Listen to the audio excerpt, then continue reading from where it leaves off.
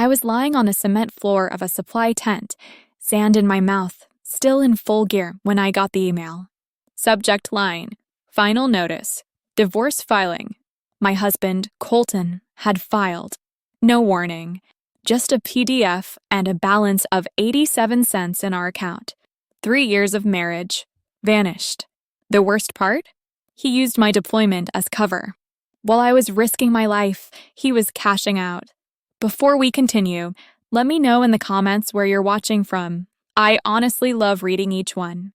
And don't forget to like and subscribe. Now, let's get started. So, I guess we start at the beginning, right? My name's Brielle Duncan. I'm 32 years old. Grew up in Rockford, Illinois. Yeah, that Rockford. Not glamorous. If you blink on the highway, you'll miss the best diner and 3 liquor stores all in one row. It's not the worst place, but it's the kind of town where everyone either gets stuck or bolts the first chance they get. I bolted. Joined the army at 24, mostly because I needed something to hold on to. My life back then felt like somebody had grabbed the Etch-a-Sketch and shook the hell out of it. My mom passed suddenly, my ex before Colton cheated with my best friend, real original, and I was bouncing between 2 jobs and my aunt's couch. Structure sounded like a warm blanket. I wasn't trying to be a hero or chase medals. I just wanted a clean bed and rules. I ended up in logistics. You know, moving parts, keeping track of inventory, getting the right supplies to the right places. Not glamorous, but it makes things run. I liked the control. You check a box, you know where it's going. Unlike life. By the time I got stationed at Fort Lewis in Washington State, I was settled in. I had a little 1-bedroom off-base with chip tile and a fridge that growled like a bear. But it was mine. I'd just turned 29 when I met Colton. He wasn't flashy or loud or the kind of guy you notice first in a room. He was just calm, safe. The first time we met, it was at this outdoor concert in Olympia. Small thing, local bands, food trucks, lots of flannel. I was there with a few friends from base, and it started raining. Everyone scattered for cover, and I ended up under the same beer tent as him. He had this kind of easy half-smile, and held out an umbrella like we were in some cheesy rom-com, except it wasn't cheesy. It just fit. He asked what I did, and when I said Army Logistics, he looked at me like I'd just told him I built rocket ships. I build bridges, he said. Literal ones. Civil engineer. Nice, I said. I break them down. Metaphorically. He laughed. It was easy from there. We dated for 6 months. Not long. People said we were moving fast, but when you know, right? Except sometimes what you know is just what you hope. He moved into my place. It started with a toothbrush, then a drawer, then suddenly my shampoo smelled like him and the couch had his shape molded into it. He always made breakfast on Sundays, scrambled eggs with way too much pepper, and he'd hum while he cooked, like life just didn't stress him, like he was immune to worry. I thought that was peace. I thought that was love. He proposed in our living room with a ring tucked inside a box of Cracker Jack. Said he wanted to keep things low-key and real. I didn't need a big gesture. I just needed him. We got married in a courthouse with 2 witnesses, his brother and my bunkmate, Mel. I wore a white dress I bought off clearance and boots underneath, 'cause I had to head to base after. That was 3 years before the email. The first year was good. Not perfect, but solid. We camped on weekends when I had leave, watched old movies under too many blankets, and made grocery lists together like some boring couple from a rom-com, and I loved it. I needed boring. After years of chaos, boring felt like a gift. But over time, it got quiet. Not peaceful quiet. Hollow quiet. Like, you know when someone's in the room but not really with you? That kind of quiet. He stopped sending me dumb memes during the day. Stopped making coffee before I woke up. We'd still go to the store together, but he'd walk ahead of me, already halfway down the aisle before I caught up. I tried bringing it up one night. We were sitting on the couch, TV on but muted. I said, "Hey, are we good?" He didn't look away from the screen. Just said, You always go worst case. Like that was a bad thing. Like being honest about how lonely I was made me dramatic. I didn't push. I just nodded like I was the problem. I always do that play it cool even when my stomach's doing cartwheels. Then came deployment. Middle East. I can't say where exactly, but hot as hell, sand everywhere, and days that blurred together. We were working 14, 15 hours, sleeping on cots that bent too far in the middle. I stuffed his photo into my sock drawer and tried to remember how his voice sounded. I'd tell stories about him during meal breaks. Like, oh, Colton once tried to build a fire pit and ended up lighting the sleeve of his flannel, or he can't cook pasta without making it glue. Just little things. Trying to keep his presence alive like muscle memory. I sent him care packages, jerky, postcards, dumb little jokes. I even sent a rock I found shaped like a heart. Told him to keep it in his pocket till I came home. He never mentioned it. Then came the night. The one where everything shifted. We'd just finished inventory on a huge supply drop. I was sweaty, covered in dust, lying down on the cement floor of the tent, 'cause it was cooler than my cot. Someone handed me my tablet, said I had an urgent email flagged high priority. I thought it was about a shipment. Nope. Subject line, final notice, divorce filing. At first I thought it was spam. I almost deleted it. Then I saw the sender's name. Some law firm back in Olympia. My fingers were shaking when I tapped it open. I swear I didn't breathe. Just this legal document, no greeting, no explanation. Just sterile, cold text. Like he planned it. Like he'd rehearsed how to vanish. I clicked over to our bank app 87 cents. That's what was left. From 3 accounts. Our checking, our savings, even the emergency fund I'd built before we got married. All gone. Wiped clean. I sat up so fast my head spun. The cement bit into my elbows. I stared at the screen, blinking like it would change. It didn't. No message from him. No call. Not even a damn sorry. I couldn't scream. Couldn't cry. Just this weight pressing down on my chest like a foot. I walked to the mess hall, holding my tray like a robot. Sat in the far corner, where the lights didn't hit right. Stared at my cold spaghetti for 2 hours. I didn't eat it. Didn't even touch the fork. Colton was gone. Not physically, but in every way that mattered. And he didn't just leave, he erased me. I didn't cry. That's probably the thing that surprises people the most when I tell the story. Like, oh my God, didn't you just lose your marriage and your savings and your whole damn future? Yeah, I did. And still no tears. Not at first. Anger? Oh yeah. Anger came in fast and hot, like a punch to the chest. I remember gripping the edge of my cot so hard my fingers went numb. I could feel the tremble in my shoulders, that tight buzz under my skin like a soda can about to explode. But I couldn't let it show. You show too much out there. People start looking at you sideways. Emotional doesn't play well in a place where people sleep with one boot on. So I swallowed it. Didn't even cuss. Just sat in that tent, blinking at the glow of the screen like maybe I'd read it wrong. Maybe there was a second email. Maybe the joke was coming. But it didn't. That night, I couldn't sleep. I laid there, gear still on, sand crusted in the corners of my eyes, just listening to the buzz of the power generator outside and the occasional cough from one of the girls. My body was still, but my brain? It was doing laps. I started writing, didn't even think about it. Just grabbed the back of an inventory sheet, chow shipment numbers on one side, heartbreak on the other. It was like a reflex. Like my hand needed to do something before I exploded. Dear Colton, did I not matter enough for a phone call? Did you wait until you were sure I couldn't fight back? You knew I wouldn't be able to respond. You knew this would be one-sided. That's what you wanted, right? I didn't plan to send it. I didn't even sign it. Just folded it once and shoved it under my mattress. I wrote like that for weeks, maybe months, on inventory sheets, blank ammo logs, scrap paper from broken printers. I didn't even care if I ran out of pens. I stole them from the med tent if I had to. It became my thing. If I wasn't stacking crates or checking manifests, I was writing to the man who ghosted me through a legal document. It helped. Kind of. Except then. I found the ring.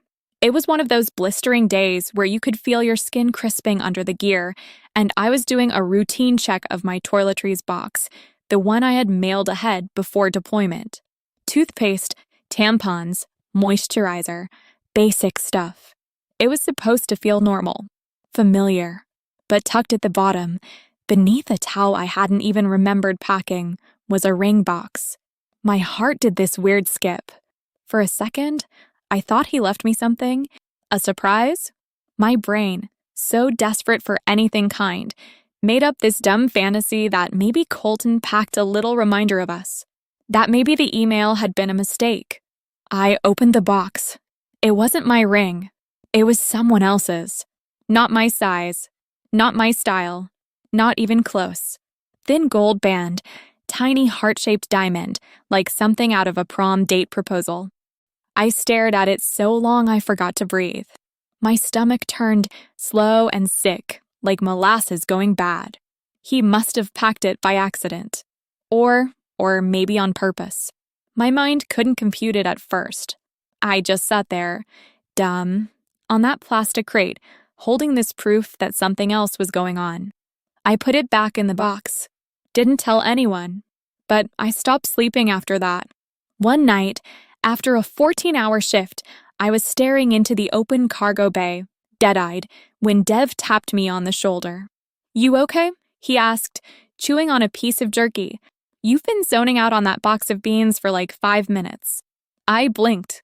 "Yeah, just." Thinking about pasta, I mumbled. Dev cocked his head. "We're staring at beans." "I know. Just wish they were pasta." He stared at me a beat too long, then clapped me on the back. "You're weird. You hungry or just spiraling?" I laughed. Way too loud. Bit of both, I think. That was our thing. Dev and we didn't talk deep, but we clocked each other. He knew something was wrong. I knew he knew. But he didn't push. Just made sure I ate, made dumb jokes, walked slower when I lagged behind. Then came the second hit. A week after the ring discovery, I got an email from my sister, Jory. Subject: saw something you need to know. The message was short. "Hey, I don't know how to say this, but I saw Colton with someone. They were at the lake house. Together. Kissing. Looked serious. I'm sorry. I didn't know if I should tell you, but you deserve to know. Lake house. Our lake house. The one with the yellow chipped paint and the squeaky screen door and the floorboard near the sink that always creaked. The one we fought to renovate. The one we made love in during thunderstorms. The one we bought together with the idea we'd grow old there, maybe plant tomatoes." I made it 3 words into her email before I bolted out of the tent and threw up behind the motor pool. I remember my hands on the gravel, bile in my throat, the weight of it all crashing down like someone dropped a damn Humvee on my chest. Dev found me 10 minutes later, still on my knees, spitting into the dirt. "Okay," he said quietly, squatting next to me. "So now you tell me what the hell's going on." I didn't answer, just wiped my mouth and stared at a bottle cap in the sand. He didn't press, just sat there, knees bent, hands on his thighs, waiting. I broke first. "My husband left me," I said, voice cracking. "Divorced me. Took our money. Moved some blonde chick into our house." Dev let out a long, low whistle. "Damn. Yeah. You want me to punch something for you? Or burn something?" I almost laughed. Maybe later. That night, I didn't eat. Couldn't. Just laid in my cot, watching the ceiling, replaying every moment with Colton like I was trying to find the glitch in the Matrix. Something that would make it make sense. Nothing came. I started dreaming about home. Not sweet dreams, nightmares. Ones where I was walking through our house, but everything was different. Her pictures on the wall. Her perfume in the air. Him smiling in a way he never smiled at me. I'd wake up choking. After that, I stopped using the word marriage when I talked to people. I said situation. I said mess. I said that guy I used to love. It was easier than saying husband and wanting to vomit. One morning, I caught myself staring into my coffee like it held answers. It didn't. It was just black sludge with powdered creamer, like every other day. So I got up, walked to the edge of the supply yard, and screamed. Not loud, not long, but enough. Just one sharp burst of noise. Felt good. Dev heard it. Felt that in my spine, he said, not even looking up from his clipboard. I needed it. He grinned. Scream quota for the day met. I smiled. A real one. First time in a while. Later that week, I mailed the ring back to myself. Addressed it to the lake house. Put a note inside that just said, not mine. I imagined Kennedy opening it, wondering what the hell it meant. Maybe even asking Colton about it. I hoped it ruined their day. Not proud of that. But I did. The days blurred after that. Same sand. Same crates. Same sweat-soaked undershirt. But something inside me shifted. The pain wasn't raw anymore. It was simmering. Focused. Sharp. I wasn't just surviving deployment. I was planning my return. I made a list. On the back of another inventory sheet. Lawyer new bank account file report on forged withdrawals reclaim the lake house figure out who the hell I am now that list kept me sane. Gave me something to bite down on when the grief came in waves. Because yeah, it still did. Grief doesn't care how tough you are. It doesn't check rank or job title. It shows up in the middle of a loading bay when someone hands you a water bottle and your brain goes, Colton used to do that. But I held the list in my head like a prayer. Dev caught me reading it once and said, You writing a murder plan? I grinned. Nah, just a resurrection. Of me. That shut him up. I still have that list. The thing they don't show in homecoming videos? The quiet ones. No flags, no signs, no hugs that knock you over. Sometimes you just walk off a plane, sun in your eyes, duffel digging into your shoulder, and no one's there. That was me. I didn't tell anyone I was coming back, not even my parents. Not my sister. Not Danny. And hell no, not him. I didn't want the awkward looks or the forced comfort. I didn't want any expectations of how I was supposed to act. I didn't want to answer questions like, how are you, when the real answer would have broken the air open. So I rented a car at the airport, threw my stuff in the trunk, grabbed a stale coffee from a vending machine in the lobby, and started driving. Fort Lewis looked the same. Smelled the same too, pine and exhaust, and that faint metal tang that gets in your nose and doesn't leave. I should have felt relief. Should have felt like I was home. But I didn't feel anything. I drove past our old neighborhood like I wasn't doing something illegal. Like I wasn't casing the place. But it felt like trespassing. Every street corner had a memory. Every stop sign was a ghost. My hands were shaking on the wheel, but I kept going. When I turned onto our street, his street now, I spotted the house before I even meant to. You know how your brain just knows where to look? Yeah, that. Same number on the curb. Same porch light. Same stupid bird feeder Colton insisted on even though we never got birds. But everything else? Different. There were new curtains in the front window. Gauzy, floral things. The kind you see in magazines about cozy spaces. Definitely not mine.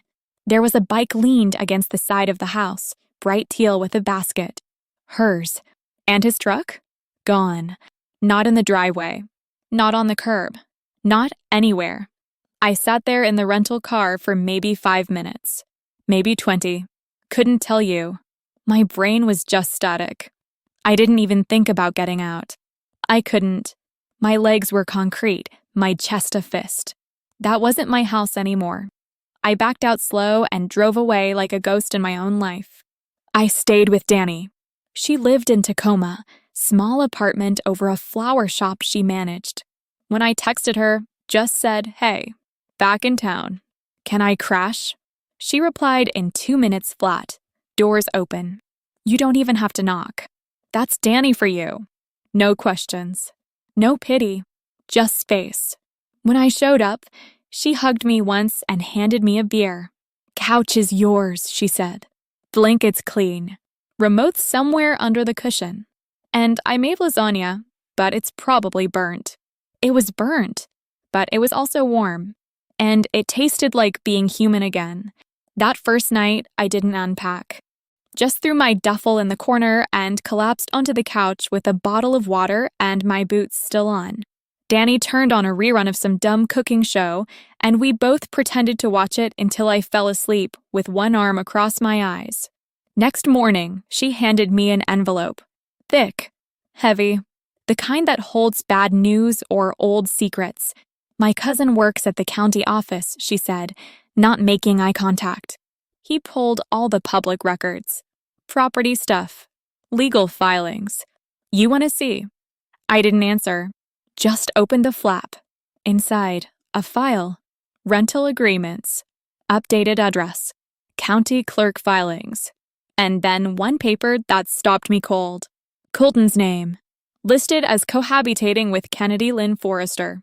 Age. 26. Occupation. Freelance photographer. Instagram handle included. I sat there staring at that line for what felt like forever. Freelance photographer.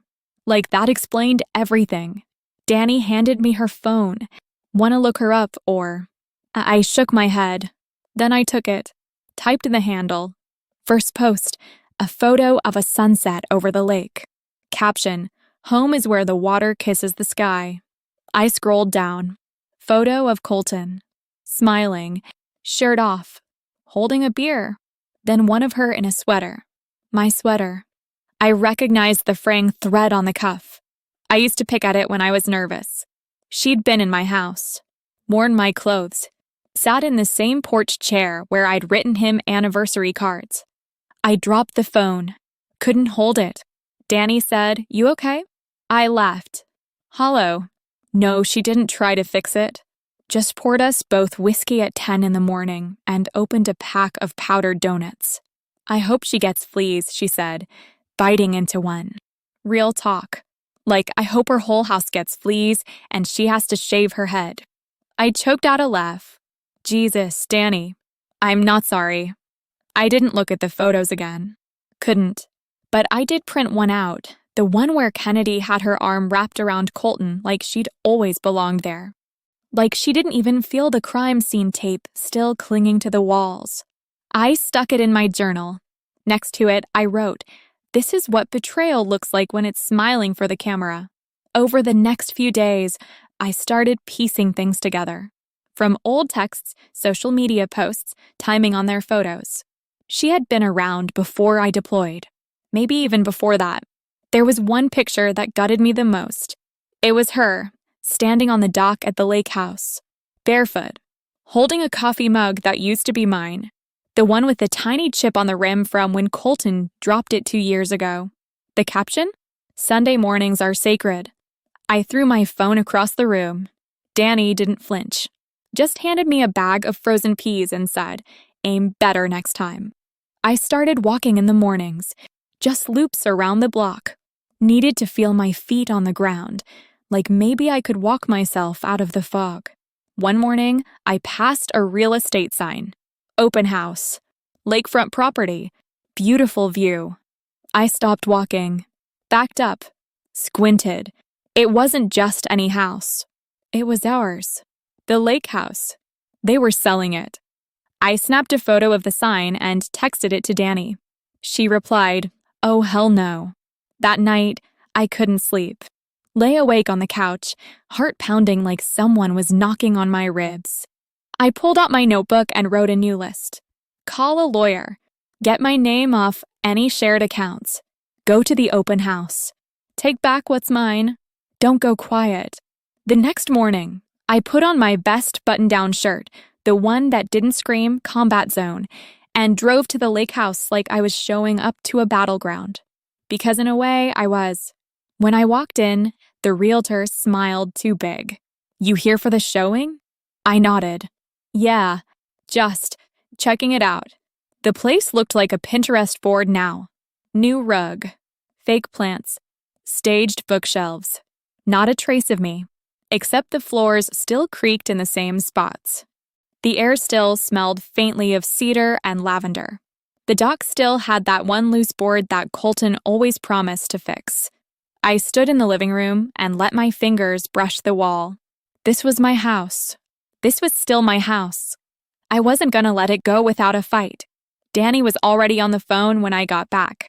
"I got you a name," she said, sliding a napkin across the counter like it was some kind of secret code.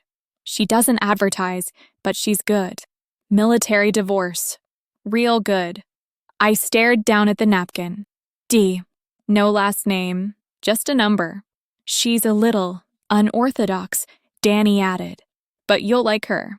She doesn't do fake." I called that afternoon. D speaking came the voice on the other end. Husky, blunt, no nonsense.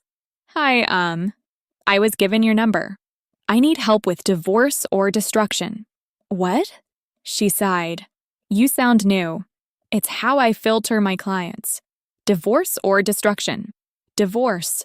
With a side of destruction, I said, surprising even myself. There was a pause, then a dry chuckle. "Now we're talking." Her office was in the back corner of a coffee shop off a side street in Olympia. No nameplate, no receptionist.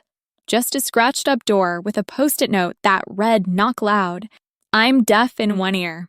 I knocked twice. She opened it holding a cup of something dark and probably illegal in 6 states. Wore a denim jacket over a vintage t-shirt that said, "I sue liars." Her boots had holes near the toes. Her desk was a mess. But her eyes? Sharp, like they saw right through me. "You're the soldier. Brielle. Call me D. Sit. You want a scone or a settlement?" I blinked. Settlement? Good answer. Let's ruin your ex-husband's quarter-life crisis." Over the next hour, I laid everything out. The sudden divorce, the email, the bank accounts, the girl, the lake house, the sweater, the Instagram. D didn't write anything down. Just nodded, chewed her gum like it owed her money, and finally said, "All right. First things first, we need proof. I have screenshots, bank statements, a photo of her wearing my I want that or proof. I want forged documents, signature comparisons, transaction timestamps, anything that shows he moved your money while you were deployed." I hesitated. "Isn't that, like, illegal?" "Sweetheart," she leaned in, "he committed a felony. You're just collecting receipts." It took weeks. Paperwork, calls, subpoenas, but Dee worked like a woman possessed. She knew every loophole, every clause, every tiny box Colton forgot to check. She even got access to security footage from our joint bank. There it was him, standing at the counter, signing withdrawal slips with a signature that was almost, but not quite, mine. The notary didn't even blink. We had him. Forgery, Dee said, flipping through the file. Clean cut. Criminal-level forgery. Not to mention draining accounts while his wife was serving. Judges love that. Love. Figuratively, she smirked. They tend to hand down pretty harsh rulings when you screw over soldiers, especially when you do it with your pants around your ankles. I didn't know whether to laugh or scream. But here's the thing. This wasn't about revenge. Not really. It was about standing in the ashes of your life and deciding you still deserve something solid, something fair, something yours. I didn't want to burn his world down. I just wanted mine back. Court was scheduled for late September. Colton tried to delay twice, claiming mental stress and instability due to separation. Dee responded with the one-line email, "Cry harder."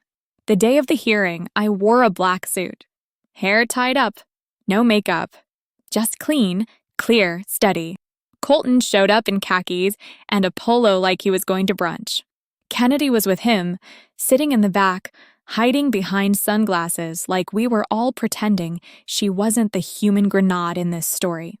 The moment the judge asked Colton about the withdrawals, his voice cracked. I thought I had her consent. Dee stood. "Your Honor, may I submit Exhibit A?" She slid the file forward. Signatures. Footage.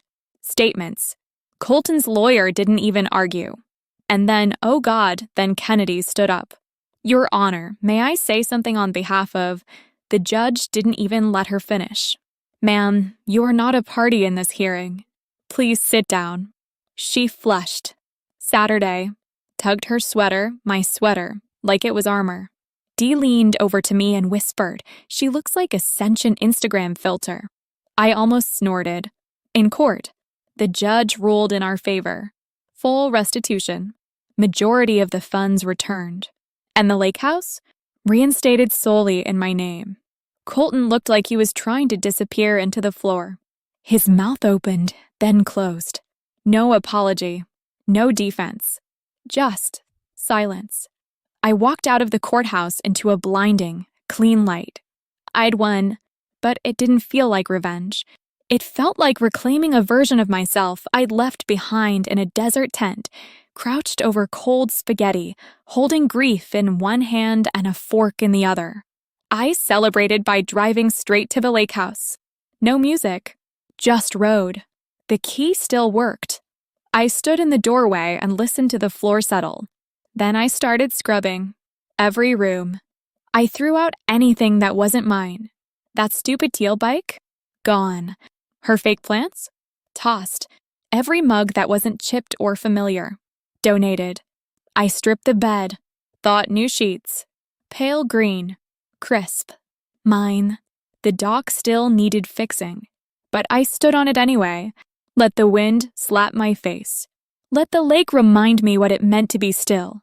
That night, I lit a fire in the old fireplace and pulled out the box. The letters. The ones I'd written in the supply tent. On the backs of inventory lists.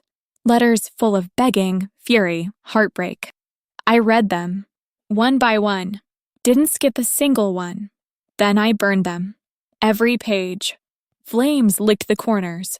Curled the words. Ate the ink. It wasn't revenge. It was release. Because I didn't need answers anymore. I didn't need his why, his timeline, his regret. I needed me. Later that week, I hiked up into the Cascades with a flask of whiskey and a journal. Just me. No phone. No plan. Halfway up, I passed a couple coming down. Holding hands. Laughing. It didn't hurt. Not anymore. I reached the summit, sat on a rock, took a sip of the whiskey, and laughed out loud. Look at us, I said to no one. Still breathing. And that was the real win. The message came on a Thursday. It wasn't even from him directly, Colton, that is. His sister, Mallory, sent it over Facebook like she was dropping off a dead plant and hoping I wouldn't notice who killed it. Hey, Brielle. I know this is random, but Colton wanted me to reach out. He says he's sorry. That he made a mistake. That you were the best thing that ever happened to him. Just thought you should know. No context. No follow-up. I stared at it for maybe a whole minute. Not sad. Not angry. Just stunned by how empty those words felt. I read it again while sitting on the porch of the lake house. Same coffee mug I always used, chipped along the rim. Dark roast inside. Steam curling like breath on a cold morning. My dog, Tank, was sprawled at my feet, belly up, the way only rescue mutts can sleep when they know they're finally safe. And I laughed. It wasn't a bitter laugh. It wasn't even sharp. It was the kind you let out when you've walked through hell barefoot and someone tries to offer you flip-flops. Like, thanks, but where were you when the ground was still lava? I didn't reply. Not because I didn't have things to say. Oh, I did. But nothing I could write back would make him understand the kind of damage he did. There's no emoji for you erased me. No message long enough to explain what it's like finding your marriage ended in a PDF attachment. And honestly, I didn't need to explain. The apology came way too late and from the wrong person. Instead, I poured more coffee, watched the fog roll off the lake. Tank let out this deep, dreamy sigh, like even he knew we weren't doing the past anymore. That was the day I realized I had stopped waiting for closure. It didn't come in court. It didn't come with Kennedy's silent courtroom shuffle or Colton's empty checking account or even the slow reclaiming of this house. Closure came in the quiet. The kind of quiet that's earned, built, Scrubbed raw. I had spent so long patching other people's chaos, my parents' fights, Colton's silences, deployment dust choking my lungs and soul. I didn't even recognize the sound of peace when it first showed up. But now, I knew it. It sounded like Tank's soft snoring, like boots crunching dirt on a solo hike, like my own voice steady in client calls for my business. Yeah, my business. After everything went down, I used part of the court settlement to launch a supply logistics outfit, small scale, lean, mostly contracting with disaster relief orgs and veteran groups. We started tiny. One storage unit, one rusty pickup, one laptop. I named it Redline Supply because I'd crossed every damn redline life threw at me and kept going. First client? A women's shelter dealing with flood damage. We organized their emergency supply chain in 3 days. I didn't even sleep, just ran on adrenaline and lukewarm coffee. By the time we got the last shipment in, the director hugged me and said, "You saved us." That moment, that was better than any courtroom win. I'd taken the part of my soul that knew how to survive chaos and turned it into something that kept other people from drowning in theirs. Funny, huh? Colton always said I was too intense. Turns out, intense women build empires. I kept the lake house, too. Fixed it up slowly, one squeaky board at a time. I painted the kitchen cabinets this warm olive green. Sanded down the banister. Hung string lights around the back porch like some Pinterest cliche, and I didn't even care. It became mine. Not ours. Not used to be. Just mine. Danny helped. She brought beer and playlists. We'd blast old-school tracks and pretend we were on one of those home reno shows where nothing ever goes wrong and the cabinets don't fall off the wall mid-install. Once, while we were repainting the living room, I looked at her and said, "Do you think I would have found this life without him screwing me over?" She paused. Honestly, probably not. I nodded. Weird, right? She shrugged. Sometimes the worst things, they push us into our best selves. Doesn't mean we're grateful. Just means we're awake now. That stuck with me. I wasn't grateful to Colton. Screw that. I wasn't going to send him a thank you card for emotionally carpet bombing my life. But I was awake. And once you wake up, you stop settling for crumbs. I started dating again, slowly, carefully, no apps, no games, just people, real conversations. One guy, Ben, had this laugh that sounded like gravel in a coffee grinder. He showed up with fresh peaches on our second date because I'd casually mentioned I hadn't had a good one since Georgia. Did it work out? Not long term. But for a few months, it felt soft, simple, and that was a win, because I no longer needed someone to complete me. I was already whole. Bruised? Yeah, but whole. Every scar I had told a story. Every line on my face, every stretch mark on my body from stress and meals skipped and late-night ramen while filing paperwork, it all belonged to me. Sometimes, when people ask what happened, especially newer friends, I just say, my ex left me during deployment. Cleaned me out. They always wince. Wow, that's rough. And I smile. It was. Until it wasn't. Because that's the part people don't get. The worst day of your life? It ends. Eventually, you breathe again. You laugh again. You look around and realize, I survived. Hell, I did more than survive. I rewrote the story. So yeah, sometimes people don't just leave, they erase. They wipe out your name, your money, your sense of self. But that doesn't mean you're gone. You rebuild, brick by brick. You find new corners of yourself you didn't know existed. You get stronger, softer, smarter. And one day, when the fire's out and the smoke clears, you look around at the life you built and say, this is mine, and no one gets to steal it again. So here's my takeaway. Not a lecture, not a slogan, just real talk. Love isn't what someone says when they're sorry. It's what you give yourself when they're gone. It's in the way you protect your peace, choose your people, set your boundaries, trust your gut. It's in the way you say no.